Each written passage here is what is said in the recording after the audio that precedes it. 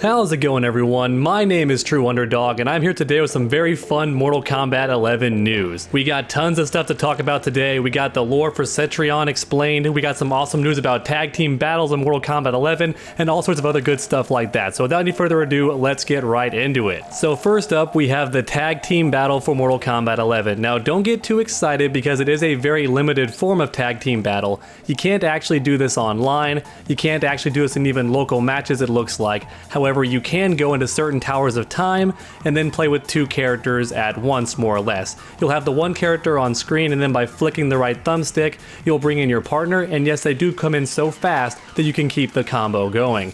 And that sounds really cool for people like Tyler Lantern. Does he still make videos anymore?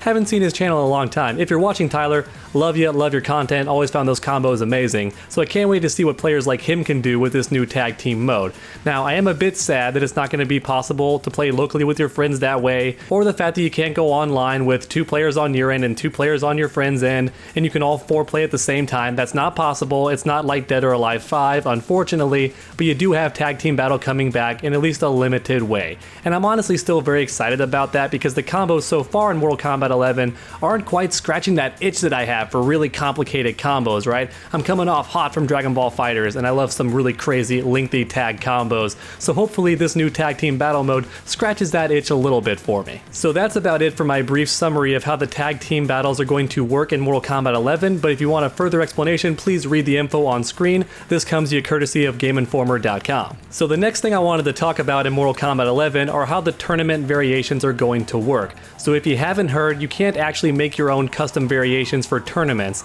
and in fact you can't even do that in competitive ranked modes either online. You can do it in casual matches all you want, however you can't do it in ranked matches, and you certainly can't do it at tournaments. Now this could be for any number of reasons, the first of which is probably balance, right? Certain variations could definitely be way too strong if you combine certain moves together, and I think NetherRealm doesn't want to have certain characters who are way too good, because then you have the whole Injustice 2 Deadshot problem, where all the top 8 characters were Deadshot, especially Grand Finals, you had Deadshot mirror matches. I think they're trying to avoid stuff like that, so at least for now, the variations are going to be very strictly defined at tournaments, so basically every character is going to have a set number of variations, however, they're not going to all be the same. So for example, Scorpion might have 3 variations and Jade might have 4, and the reason that some characters might have more variations than others is because some characters just have more moves, and NetherRealm has stated they want to make sure that every variation has at least one of those moves. They don't want any moves standing on the sidelines, in other words. However, even outside of balance, I think one other big reason why they don't want to let you customize your own variations is just the time factor.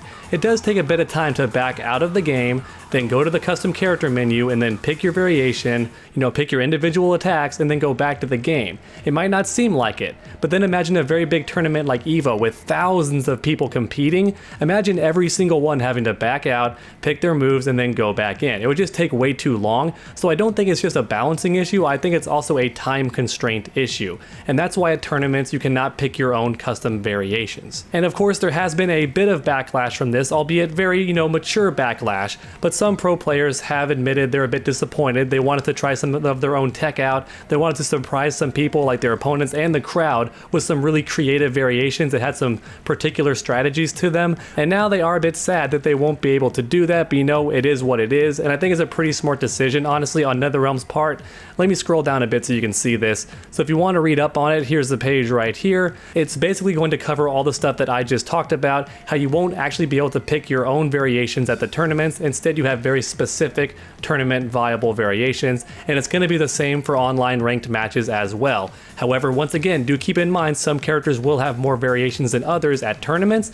I'm not sure if that will be the case for ranked matches as well, but I'm guessing that might be the case. And this next article is a bit short, but I find it very fascinating and also exciting. So NetherRealm is open to the idea of new moves being added as DLC.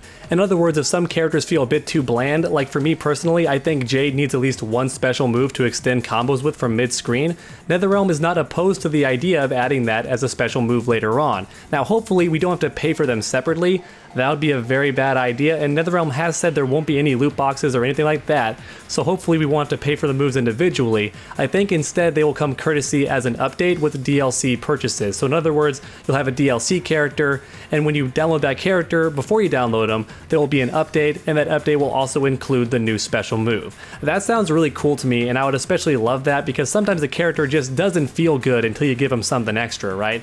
For me personally, Beerus just didn't feel that fun in Dragon Ball FighterZ until recently, and it took way too long in my personal opinion. So for Mortal Kombat 11, I'm very open to the idea of characters getting new special moves as the game goes on, especially if that character is lacking in one way or another. You never want a bad character in a fighting game, though it does happen. And for this next part, I sadly don't have any articles to show you, so please enjoy this image of Shang Tsung, because next up we're talking about the Mortal Kombat 11 Krypt.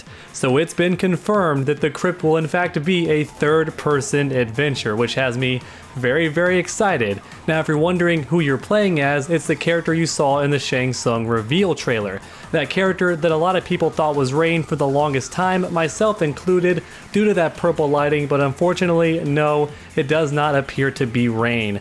Now as for his appearance, can you customize it with stuff that you probably do unlock in the Krypt? It's quite possible. I think it's very likely in fact that you can customize how he looks after that initial cutscene, which has me very excited. And to make things even more exciting, this is the biggest Krypt adventure to date. Not only can you run for easily 5 miles as we've seen on the Steam trophies, but they have said that this new Krypt will have puzzles, it's gonna have traps, it might even have some enemies you can fight off or at least run from, and then what's even more fascinating is not only can you purchase and find stuff in the Krypt, but you can actually trade it as well for different items. This can be skins for your characters, new fatalities, all sorts of other cool stuff like that, and that just has me very excited. I cannot sell enough how excited I am for this Krypt adventure. I loved it in Mortal Kombat X, I liked it in MK9, and MK11 appears to be even better. Especially since I have seen many of you Mileena fans, like me, saying that maybe she's an unlockable character and you find her somewhere in the Krypt. What if you have to fight her in the Krypt? Wouldn't that be cool? You find her,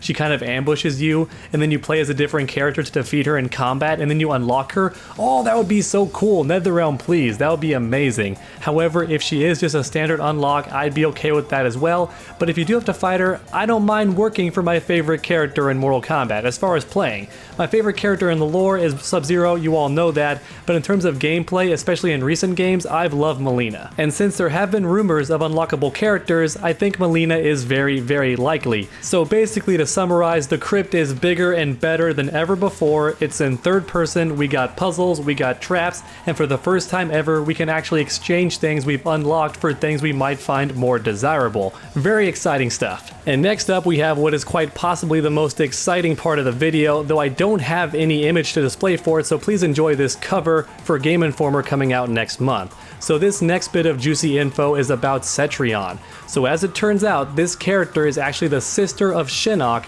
and the daughter of Kronika. Now she might not be a full sister, at the very least she's a half sister, which honestly brings up a lot of questions, right? And people are very excited. If you're wondering, is Kronika stronger than an Elder God? The answer is yes. According to Ed Boon in one of his rapid fire interviews, she is actually higher than an Elder God. She is stronger than them, and that makes a lot of sense, right? Because you can play as Cetrion, and even for her, Kronika is a boss character, so that is how strong Kronika truly is. However, there's one more important question. Are Elder Gods born into that hierarchy, or do they have to actually achieve that? And if you want my personal opinion, I think it's actually more or less a rank. I think you actually do achieve the rank of Elder God in one way or another. Now, I'm not sure how specifically, but I don't think you're born an Elder God just because you're strong. And it seems like we know that now for sure, because Kronika is not an Elder God, but her children both are. Now, does that mean these higher echelon of beings give birth to Elder Gods? It could be very much the case, like Titans and gods in Greek mythology, right? You have the Titans, and all of their children are the gods. That could very well be. However, I think once again that Elder God is actually a status. I think you have to actually achieve it in one way or another. Once again, no idea how, no clue how, but I do think it's actually a status and not necessarily your genetics. But either way, I just find that very fascinating. You have Kronika, who is the mother of Shinnok and Cetrion is the sister of Shinnok. And that does explain a bit why Kronika might be so upset to see Shinnok dead like that. That's her son, and he was killed in a very unnatural way that she wasn't ready for, because because keep in mind, she can see the future. She had a plan all laid out. So it's kind of sad, right? She knew her son was gonna die, but when he died in an unexpected way, it might have been just a bit too much for her, pushed her over the edge, and now she's redoing everything in her design. And seeing as how Cetrion is related to Kronika, I'm not so sure if they're adversaries anymore. That was my original theory, that Cetrion would be the one to defeat Kronika. But now I'm not entirely sure, because maybe she is on Kronika's side, it is her daughter after all. I'm not sure because we do see Raiden asking her for help, so it could be she sides with Raiden and goes against her mother's wishes. That could entirely be the case, but even so, we now know that Kronika gives birth to elder gods too.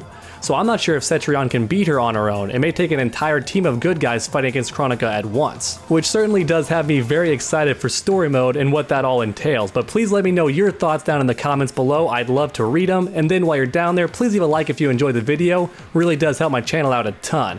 And then finally, why not keep that combo going by subscribing and ringing that bell? That way you never miss a future video. Make sure to come back next time, and as always, stay underdogs.